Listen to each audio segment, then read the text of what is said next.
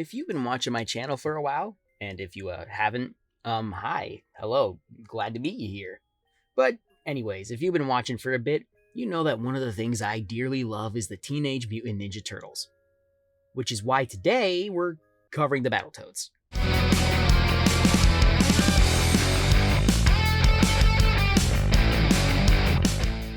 Okay, look, I don't want to immediately boil down the Totally Awesome Toads as just a Turtles knockoff, but I may be physically disabled, but I'm not blind. The series was obviously made to catch on to the massive sway the Turtles had back then. I mean, the creators themselves said as such, and they also sort of were inspired by Tim Burton's Batman. Actually, that makes a lot of sense when you think about it. Though, if there's one thing that the Toads have over the plentitude of other TMNT knockoffs, it's that they still have a presence. Sort of. Let me put it like this. Do you hear anyone still talk about, oh, I don't know, Street Sharks? I love the Street Sharks. Vin, I'm not trying to be rude, but you are the only living, breathing human being I'm aware of that has actually spoken about the Street Sharks. You don't have to be an asshole. I'm not being an asshole. You are being an asshole, family. What was that last part? Family. Get out of my video. Hand Shark! Battletoads has something of a legacy, partly because it was one of the first big successes from Rareware, one of the most beloved and creative studios from the United Kingdom. I mean, I don't think I can name many other respected studios from the UK off the top of my head, but that doesn't discount the many series they've given us. Perfect Dark, Killer Instinct, Banjo-Kazooie, which millennials keep telling me is the GOAT platformer, but Spyro is just better. Yell at me in the comments below. And yet, despite the many cherished properties that Rare has, Battletoads keeps finding ways to reappear, either having Rash appear in one of the most underrated fighting games ever made, Killer Instinct 2013, or by creating an entirely new game at the start of this decade. It's this strange little anomaly that finds ways to remind you it exists, but doesn't fully overstay its welcome. In fact, I'd say it has this outward charm, a sort of thing that could really only be made in the hype of the Turtles, yet also sort of stands out on its own in a strange way. Thus, I took the time out of my weeks, to dig into this franchise, primarily the games, just to see if maybe there's something there to talk about. And now you gotta deal with it too, because therapists charge high rates and I need you to absorb my trauma and make this world a bit worse. Worse, not wart, worse. So, before we take a deep dive into this whole thing, I was actually introduced to the Battletoads through Death Battle. Yeah, Death Battle, that's not a bit. Look, I was born in 2002. The internet is responsible for introducing me to all sorts of cool stuff. Battletoads being one of them. After the fact, I also learned about the Battletoads prank call. I never actually did it because I was scared of getting in trouble over the phone. Dude, I was like 10. It was a reasonable thing to get scared of. Actually, hold on. Let me give you a moment to rectify this. Warning. Under government law, we recommend you not repeat anything shown in this videotape. Viewer discretion is advised.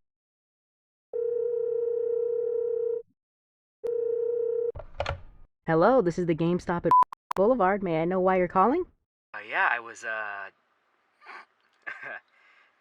sorry, allergies.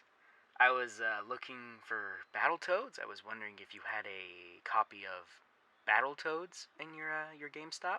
Who is this? You listen here, you little motherfucker. You keep calling us, calling about Battletoads. Well, newsflash, ding-a-lingus, it's not here. Stop calling!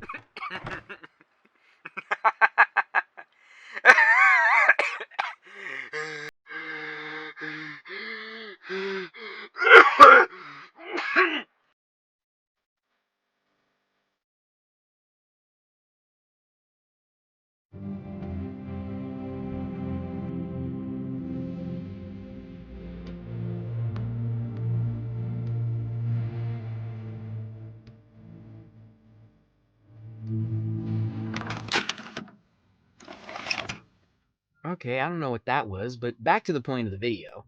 At the time, I was always so curious as to just what the Battletoads were and what they were all about, but all I did know was that they were pretty much all about video games.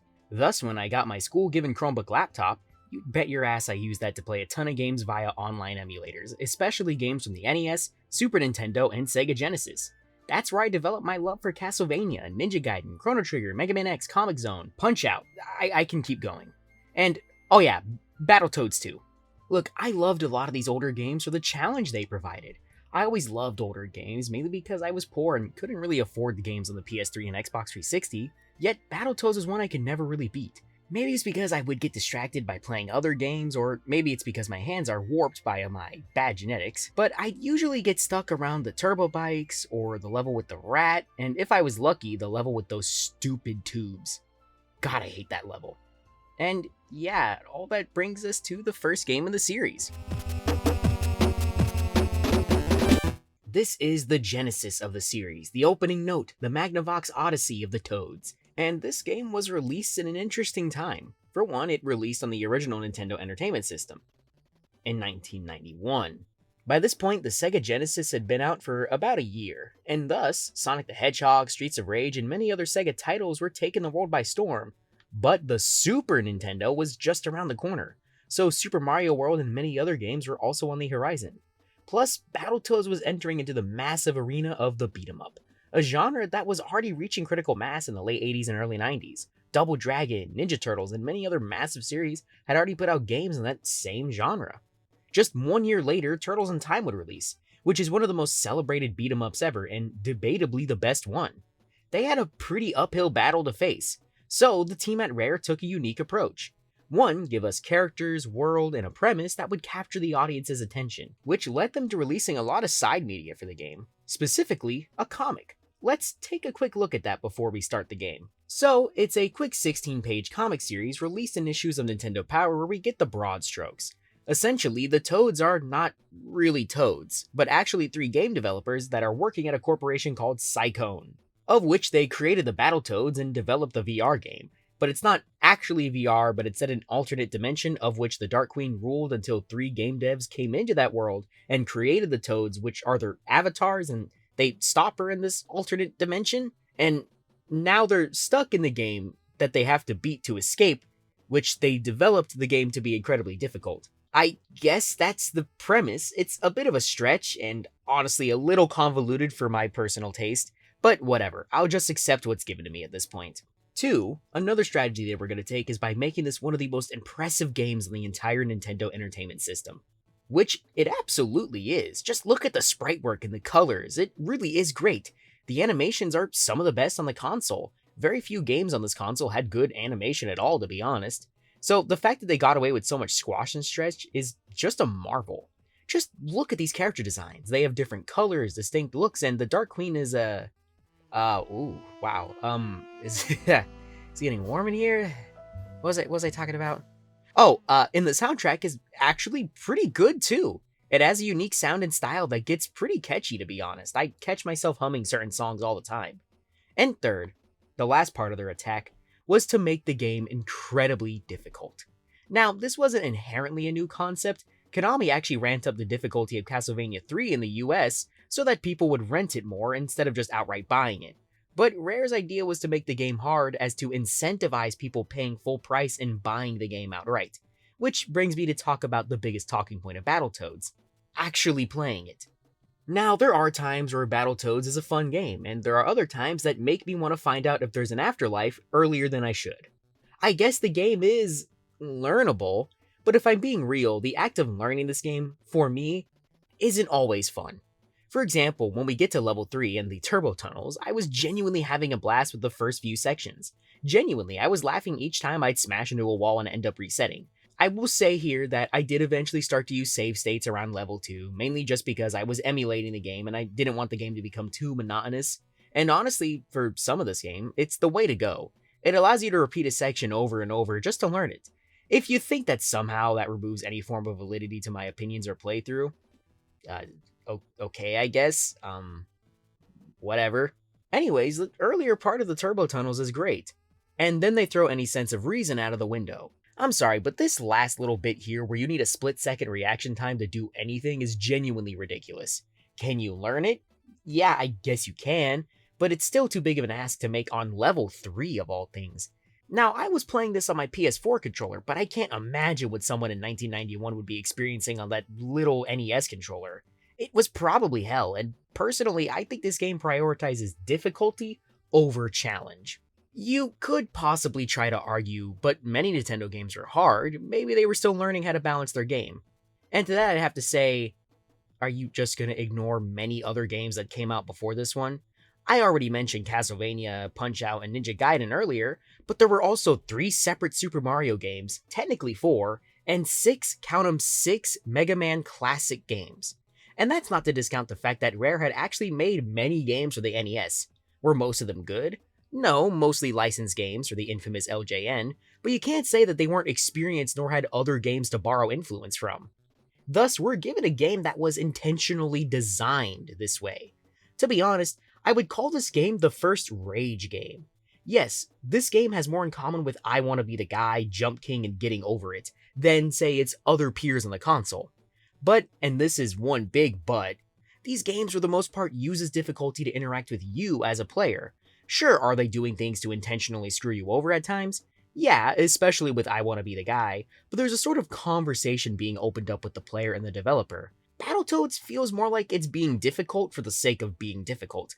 I'll be real, there's flashes of brilliance here, but I feel like their way of handling difficulty just becomes repetitive and tiresome after a while. Let's take a look at level 9, the Terratubes, specifically their repetitive use of these chase segments with these rolling gears. They set up all these traps that there would be no way of you knowing before you'd even got to it. And thus you gotta do it over and over and over again. It just gets tiring. Oh, and that's not to mention that you only get 3 deaths on average. And if you die too many times, you restart the entire game back from the beginning. Restarting a whole level is already punishment enough, and that was actually the usual punishment in the NES era. But the whole game? Even by 1991, this was a pretty outdated concept. Honestly, one minor adjustment that actually would make the game more bearable is taking the Ninja Gaiden approach. Infinite continues. Limiting the lives in this game doesn't really help it at all, and it's not helped that each level is drastically different from the last. So not only are you basically having to relearn the game again after every single level, but also probably getting sent back to the first level because they couldn't learn the level, in quotes. Difficulty for games is a spectrum, and it's not a one-size-fits-all kind of argument. Some games are better with more difficulty, and some games are made to be easier and breezier. Games like Pokemon are built to be baby's first RPG, and games like Shin Megami Tensei 3 are made to be difficult to make you feel the pain of the apocalypse. Both of these are valid. However, I will complain when the game decides to punch me in the balls and laugh at me for wincing.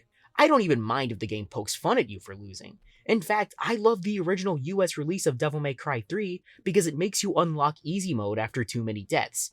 Battletoads, however, is not really that. It's not teases and sarcasm, it's putting you in a sleeper hold and posting it on social media. It doesn't help either that it feels like you have almost zero range on your attacks at all. It feels like half the time you're just whiffing all your punches. I get that it's a beat 'em up, but I've played enough beat 'em ups to know that they give you a little bit of extra range on your punches so you can at least land them. The platforming also just feels strange, like you could never quite land any jump correctly. It feels floaty, and I understand you are playing a literal Toad, but you get so much airtime and it really feels like each jump is a bit overcommittal. I don't know if this game was designed as a platformer first or a beat 'em up first, but both control schemes feel like they just need a bit more tweaking to get just right. Don't even get me started on the fact that this game can be played with 2 players, but playing this game 2-player is bound to just start a fight. You can hit your teammate, in fact it happens often, and if one of you loses all your lives, it's back to the start of the game. I'm sorry, but this is bad design, maybe even objectively bad design. There's a lot to respect about Battletoads, but I also think it's got some of the most annoying design of any game I've ever played. Not challenging, just annoying. It got to the point where I can't even say I enjoyed playing it. More like I survived it, if anything. But I guess it worked for the time, so good for them? And with that success came along the franchise, or at least the attempt at a franchise, including a pilot for a TV series made by Deke Entertainment. I'ma be real, after watching this, it's obvious they wanted the show to be as much like Ninja Turtles as possible. They even got the writer David Wise, who was a pretty frequent writer on the original cartoon series. Now, I'll be nice because it is only a pilot, and they'd likely change a lot if it was actually picked up for a season or 2. But man, there really isn't much here. They set up the 3 Toads as kids in California who are given the ability to transform from Professor T, alongside a completely new character, Princess Angelica, who was a complete damsel in distress without really any other personality besides that. Really, it more so suffers from it not seeing any strong conflict or personality. The Toads are all pretty similar to one another, and by the end of the pilot, everyone knows they're the Battletoads. If they really wanted to borrow from the TMNT, why didn't they make each Toad's personality more different? There's implications of different character quirks, but that's just it. Zitz is kind of nerdy, but they don't really dig much into that. Rash is implied to be some sort of metalhead or punk, but again, that's more so an aesthetic choice. And Pimple is dumb, I guess? I don't know, but this wasn't really great. For now, I think we'll just stick to the games. While they tried to start a lot of different side projects and products for the Toads, none really got off the ground but the games. Speaking of which, that brings us to our next game, which is... Before I even get into my experience with this game, I want to make one thing clear. This is functionally BattleToads 2. It's not a port to the Game Boy. It has completely new levels, a story, and more. However, there is a port of the first BattleToads on Game Boy called BattleToads in Ragnarok's World. Now, you'd assume from the subtitle that it's a sequel, but it's not. Instead, the second game is just called BattleToads with the exact same box art, just now on Game Boy. Why was this done? I don't know, it took me about 3 levels of playing Ragnarok's World before I realized this is the exact same game, but on Game Boy. And that's when I researched and found out about this. So thanks to whoever did the marketing or the box art or whatever for these games, you made this genuinely weird and annoying, okay? It's annoying. It's just dumb. Also, yes, I'm not playing ports for the most part. I'll be trying to play each game on their first hardware they were released on, or whatever version is the most discussed. Probably should have mentioned that earlier, but I didn't think it was relevant till now. But with that out of the way, I could start talking about the game itself. Honestly, it makes a pretty good first impression as a Game Boy game. The music's pretty catchy, the sprites are nicely detailed, and with the pushed-in camera, it feels like your hits land way more than they do on the NES Battletoads. Maybe that's a placebo or something, but it felt like I was doing a lot more with the combat in this game than the previous one. The first level is a lot like the first level in the last game, minus the very cool POV boss fight. Instead, you're taking on Sergeant Slaughter at the start, which is a nice change of pace. Though I did just corner him and just kept swinging until his health hit 0. It's honestly pretty funny, and I don't think that was intended. I'm just gonna assume that the later boss fights get more difficult and aren't as easy to exploit. The next stage is a BattleToads staple vehicle level. However, instead of the turbo bikes, you're now in a turbo jet, and I kinda loved this level. It's mixing in the obstacle course nature of the turbo bike stage and then combining it with shoot 'em up elements, or a shmup for short. Honestly, it was super fun switching between shooting down enemies and dodging these spike walls. It does get harder as it goes and it will challenge you, but I don't think it gets anywhere near the level of ridiculousness the turbo bikes had in the last game. And to be honest, I was just having a fun time and even giggling at a lot of my goofy little deaths, you know? They even give you a good boss fight at the end, which is a bit easy, especially if you have a fast thumb like I do. But honestly, they've been doing a lot better to slowly ease you into the difficulty. Really, level 4 is where I started to see some issues form. Nothing insane, but the earliest part of the level wants you to do some precise platforming, and the controls are just not built for this whatsoever. I died on this part more than I'd like to count. I swear, it was almost impossible to judge the proper height and distance for these jumps. Hell, I don't even know if there was a way to change your height and distance per jump in a super accurate way in this game. But the rest of the level was fun and pretty challenging. It had a sort of jet ski type section and I thought that was fun. And then we get to level 5.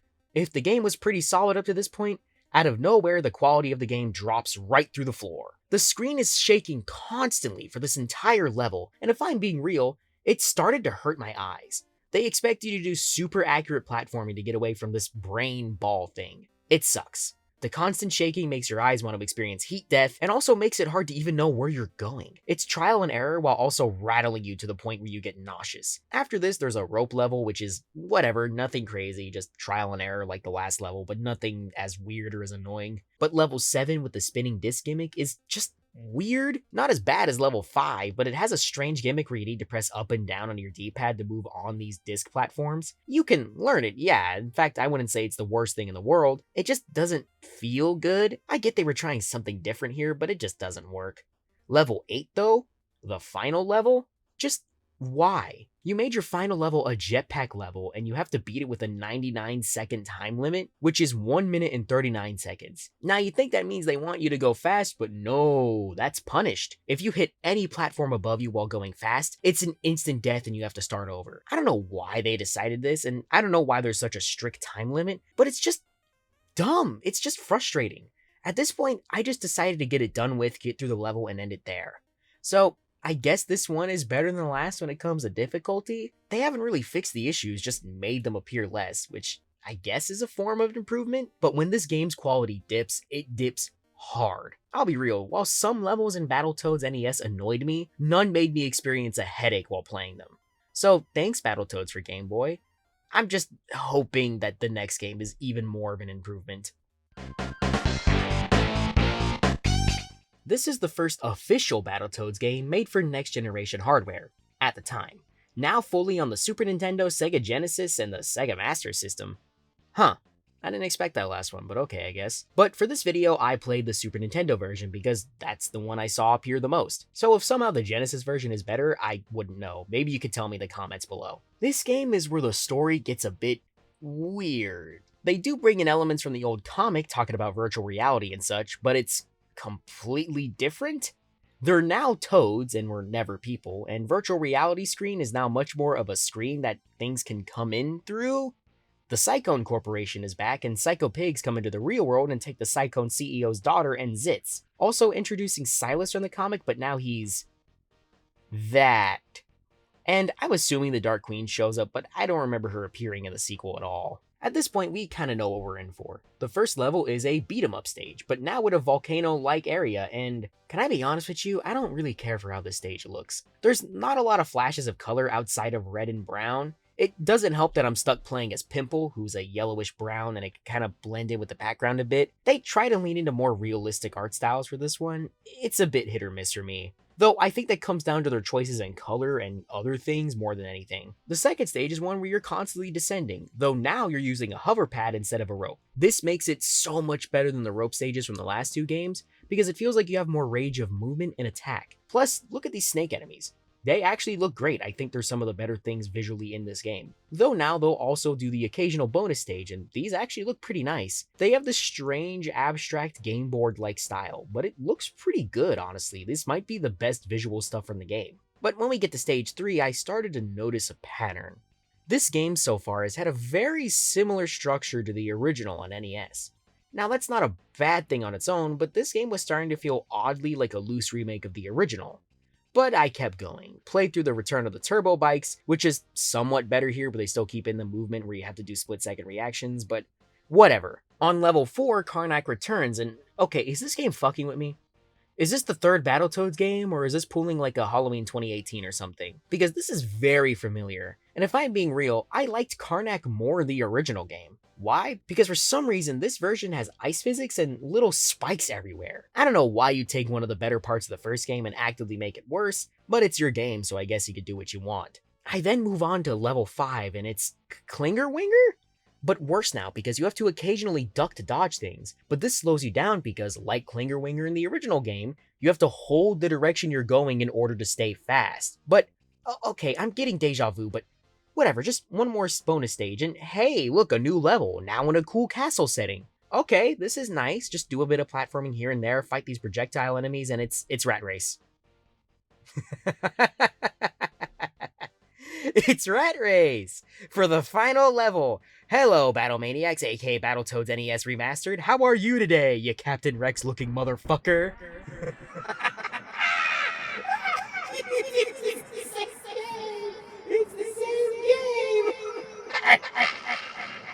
Okay, coming back to sanity real quick. We get one more fight with the Dark Queen, who is just kind of annoying because their projectile patterns change up a lot, and yep, that's it.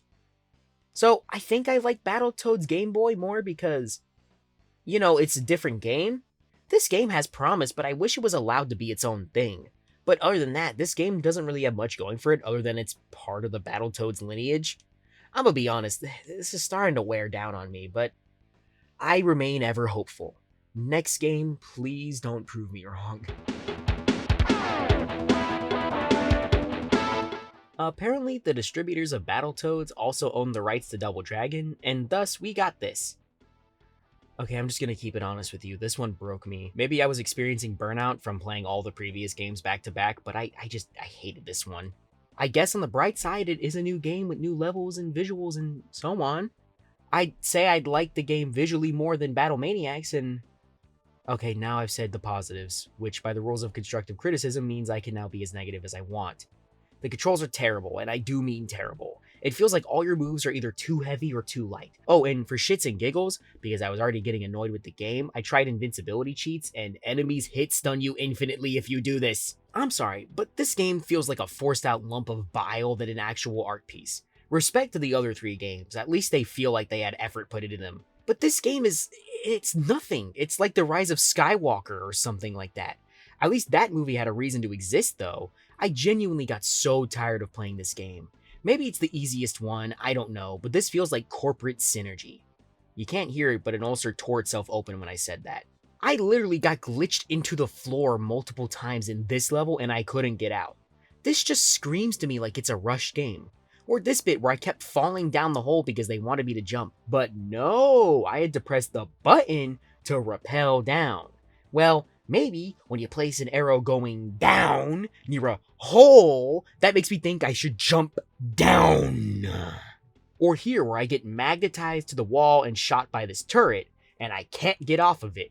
I didn't know what to do, I tried every button, and nothing would work. I mean, I don't know, maybe you could have a function where I automatically get off the wall if I get to the bottom of it, or instead of just, I don't know, having me glued to it? And then the last two bosses, they just felt like they went on forever. Were they harder than any of the bosses in the last two games? I don't think so, but they took forever to beat. Literal minutes of just hitting these guys to death with no repercussions whatsoever. I didn't even care, I just wanted this game over. I had infinite life on and such, I'm not even gonna act like I'm not cheating. And I still hated fighting these bosses, with cheats on. I'm just starting to ask myself, do I even like Battletoads? Why did the past version of me play the original game so much? Why did I mention the meme for years as an inside joke amongst close friends? Some I still talk to, some that I don't. Why did I have such a strong attachment to these goddamn amphibians? Am I stupid? Why did I make any of this? Why did I force myself to go through all of this? Why do I torture myself with any of these videos? Is this my life, Battletoads? A Ninja Turtles knockoff? Am I a knockoff just wanting to emulate the YouTubers I like because I myself like the Battletoads and an idea based on what I saw? There has to be something, right? A reason as to why I even wanted to talk about these games in the first place. They keep making them, so someone loves them, right? No matter how small that audience could be in my mind or reality, someone will see it. And maybe build some sort of feeling or connection or emotion with it or something. I have to keep going. There's only 2 games left. I just hope that maybe I'll see what I loved so much as a kid. But for now, I have to move on to the next game. This is the final Battletoads game by Rare in the 90s, and technically the last game that would be completely by them. Either The Last Hurrah or The Last Whispered Breath. And this game is so good. I finally feel it again, the fun spirit those first 2 games gave me. Well, when they weren't using my leg bones to smash my skull in, but bro, just look at this game, it's gorgeous. And hell, I'd even go as far to say this may be one of my favorite beat-em-ups ever? I mean it, it's so fun. The combat is punchy, each Toad plays differently.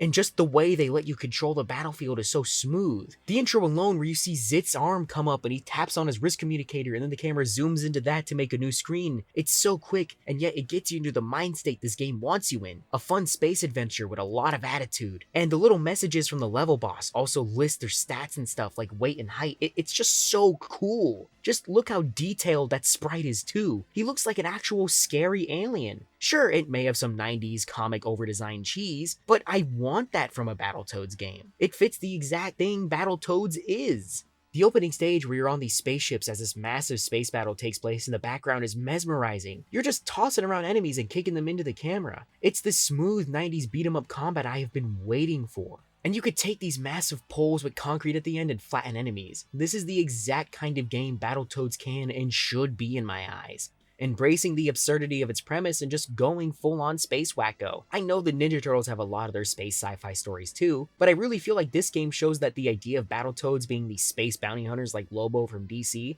is the perfect direction for these characters to go in. And it helps make them distinct from their inspirations as well. Hell, you could even go full space opera with the Toads and I think it could work. If they just embrace the complete absurdity of their premise without trying to be too tongue-in-cheek about it, I think it'd work numbers for them.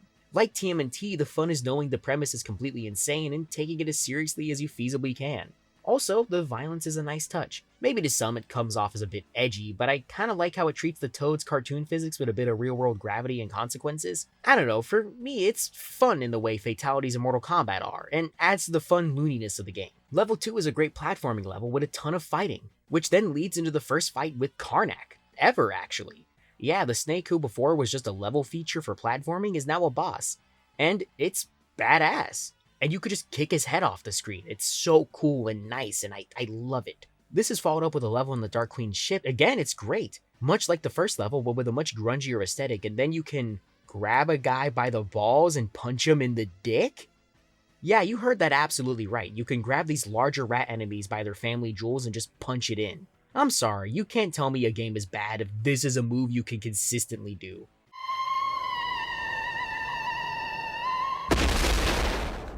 He punched me in the dick! Why? Why did he punch me in the dick? Other than that, the boss of this level is okay. He's a bit repetitive, but hey, doesn't ruin a good level for me. And after that, they give you a fun little bonus level, or a little bonus game, I guess. That's an homage to Street Fighter 2, and that's cool, that's fun, I like more of this. Level 4 is the first vehicle level in the game. Honestly, I'm not minding the pacing so far. I've gotten acclimated to beat 'em up gameplay, so placing a gimmick level here is the perfect choice. It's like the rope levels from the first game, but now on a jetpack as you go down this strange organic structure made of flesh and bone. Honestly, this is the best iteration of this level style in the entire series. They give you these cool special moves you could pull off, and the movement just feels so sublime. You then go into the Dark Queen's mansion for level 5, and again, it's a good level with great aesthetics and great challenges and so on. I love these little ball sections where you've got to dodge these massive metal orbs rolling towards you. I know this footage is doing better than me, and yes, I did lose a lot of my footage in this video, though I probably already put that up as a message somewhere. But in my original footage, I'll admit, it took me a few times to get absolutely right. But guess what? While I was getting my ass kicked, it felt like it was my fault. Like I was not meeting their requirements instead of asking for some absurd reaction time or something. I will say the boss of the stage is a bit meh, kind of like the last one. You're just waiting around for him to land and attack him, but hey, again, great level, so I can't really complain too much. And the final level, oddly enough, is another gimmick level. It's designed like a twin-stick shooter on rails. It's not bad, but I will admit the aiming controls are a bit wonky, mainly because you have to hold one button down to stop and aim, but sometimes you'll accidentally change your aim due to the controls. It can be a bit annoying, but I won't act like it's the worst gimmick level in the entire series. You finally end the game by battling Robo-Manus, which is fine. Again, the controls do hold it back from being better, but honestly, this game left me wanting more. To me, I think I found the perfect Battletoads game, and now I understand what intrigued me about these characters. It's their cartoony nature when contrasted with the other Ninja Turtles clones, and really how these characters do have a genuine potential to be more than just copies. But this was the last game officially made by Rare, the next game being made 26 years after this one. I'll admit, rebooting or reviving a series after so long is never an easy task. The world has changed a lot since 1994. The internet, the sense of irony and nihilism that has become more normative, gaming as a hobby becoming more widely accepted, and so much more have changed since that time. Could you even make Battletoads work today? Well, let's see with...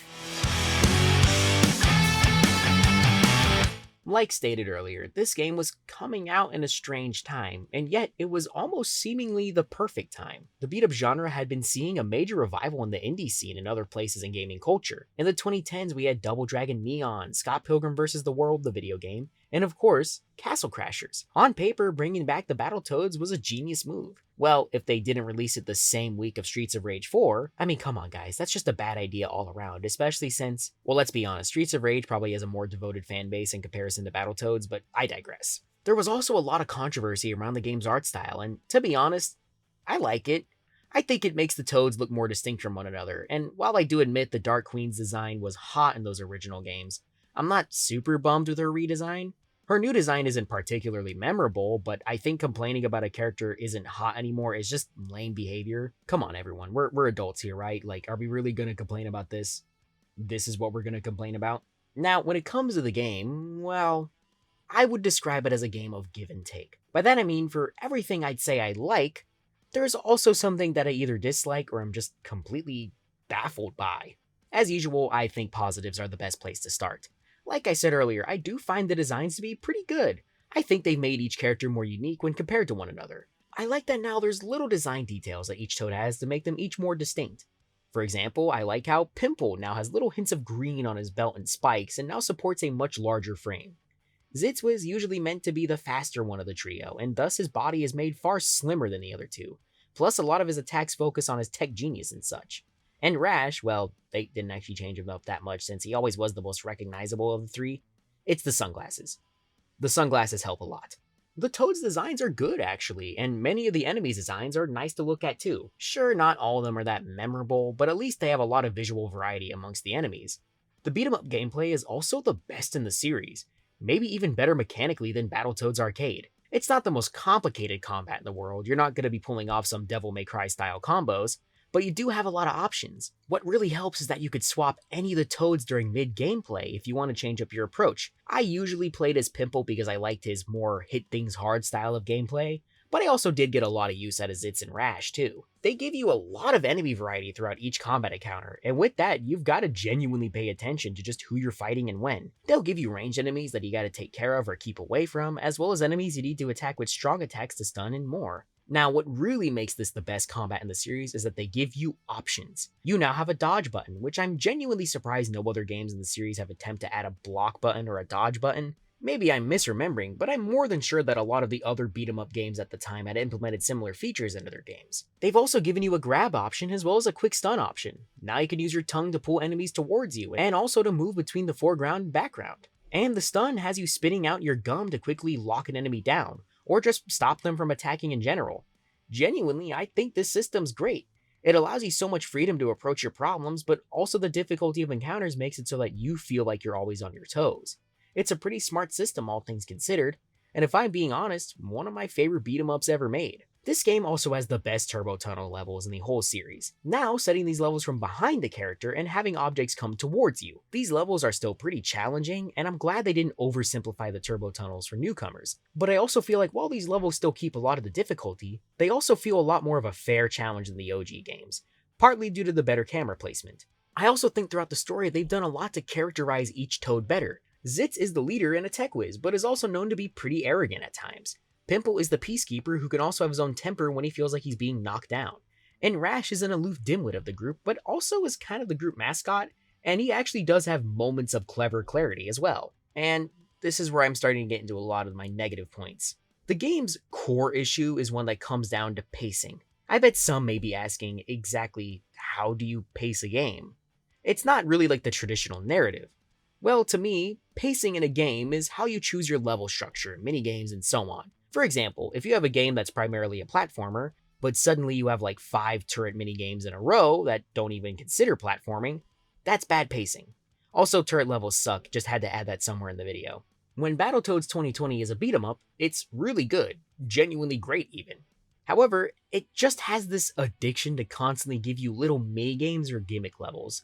Look, I know the BattleToads series is beloved for giving you vehicle levels and other level styles to break up the traditional beat-em-up gameplay, and that's perfectly fine. But take a quick look at the level structure for the previous game, BattleToads Arcade. You have a beat-em-up level, a platformer/beat-em-up hybrid level, beat-em-up level, jetpack level, beat-em-up, and finally a rail shooter level. Now, they're shaking up a lot of what goes on between each level, but usually it's relating back to the core of the gameplay experience, being a beat-em-up. Please don't drink every time I say beat 'em up or Battletoads for your safety. Not mine, just for yours. But if I keep saying how much I love the beat 'em up levels of this game, what gives? Well, I'd love the game if I was allowed to play the beat 'em up sections more. This game is set into 4 acts. The first 2 acts do feature the main gameplay style a lot, but the end of Act 2, all the way to the start of Act 4, doesn't have anything to do with beat 'em ups at all. Instead, it's nothing but constant minigames or gimmick levels. And I'll be real, it really started to test my patience. These levels should, 1, not be so frequent, and 2, they should be sprinkled in between the main gameplay, like small appetizers in between a nice meal. Instead, this game is like 80% french fries on the side and like 20% burger. I'm sorry, but if you're someone who orders exclusively fries at a restaurant, you're weird. You're weird. Eat the burger. It's not like these gimmick levels are all bad. I personally really like the level where the Toads are sledding away on an unconscious body. Now, I do think it could be a bit annoying because they expect you to hold onto the button when switching between surfaces. All I'm saying, just pressing the buttons in time is challenging enough. The grinding is just a bit unnecessary. But literally all of Act 3 is a wasteland for beat-em-up levels. And by that I mean there's none. At all. Instead, we're swapping back and forth between a bullet-hell twin-stick shooter and a 2D puzzle platformer. And if I'm being real, Neither of these gameplay styles are well developed enough to warrant such a long section dedicated to both. The twin-stick shooter level just gets ridiculous. I understand these games are meant to test your ability to dodge and shoot in crowded screens, but I just didn't like this at all. The dodge feels like it barely works because you're just gonna bounce into other projectiles anyway, and the designers are persistent on swarming the screen with projectiles that all have different patterns. I found it difficult to focus on any one target, and respectfully, I've just played better bullet hells in other places.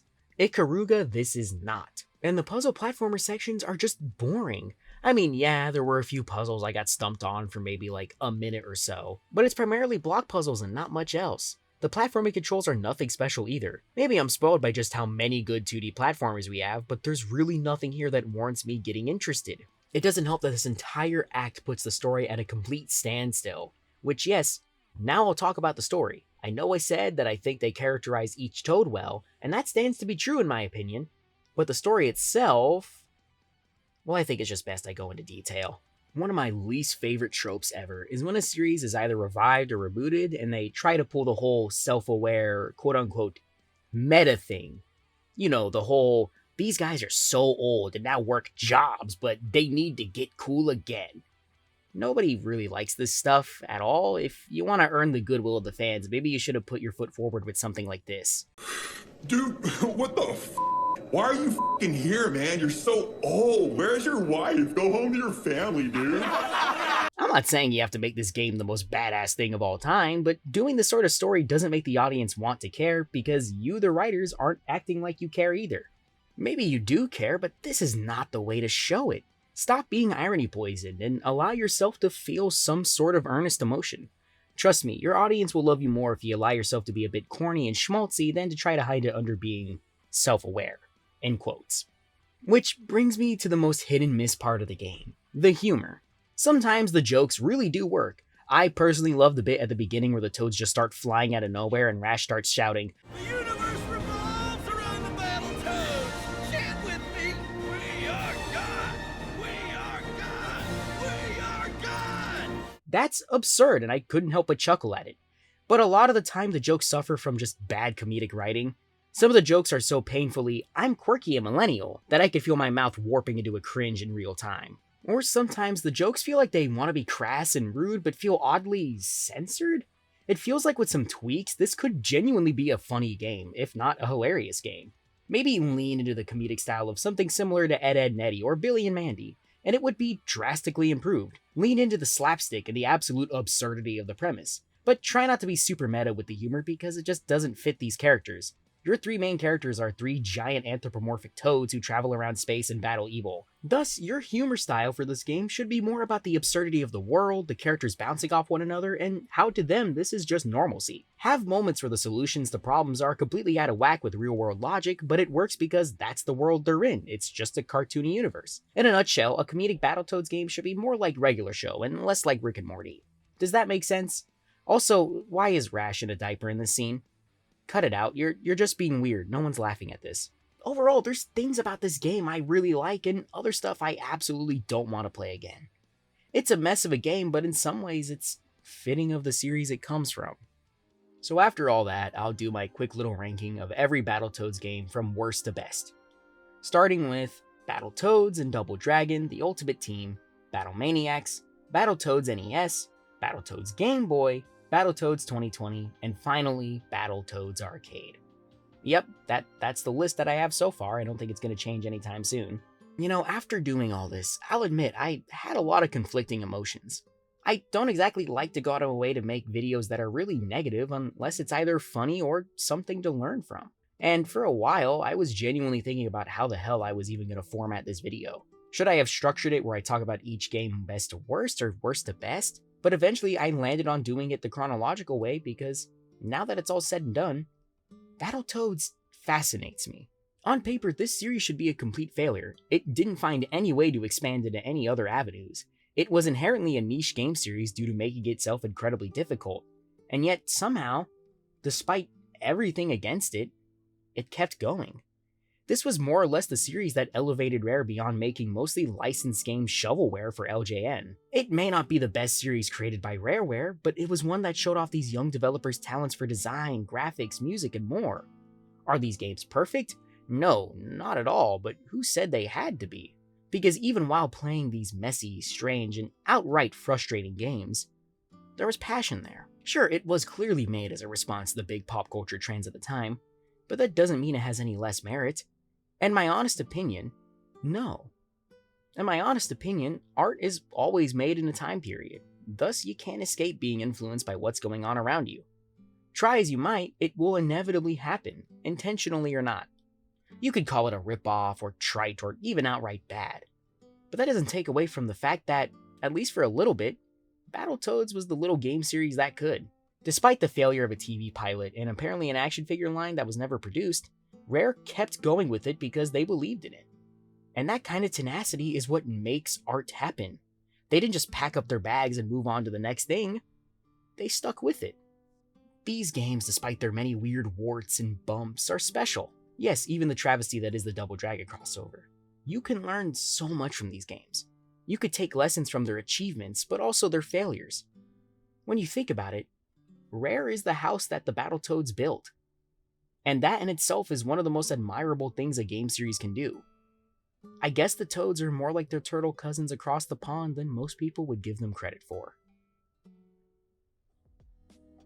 And yeah, that's all I really gotta say about that. BattleToads has been this strange little thing that's been sitting in the corners of my mind for a while now, and I'm kinda glad to get this video out. Was it painful? Yeah, a lot of the time, but I do think it was worth it in the end. And with all that being said, what do you think? Did you like it? Did you not? Do you think I'm dumb? Do you think I'm a genius? Well, leave it in the comments below. And with all that being said, I'll see you next time.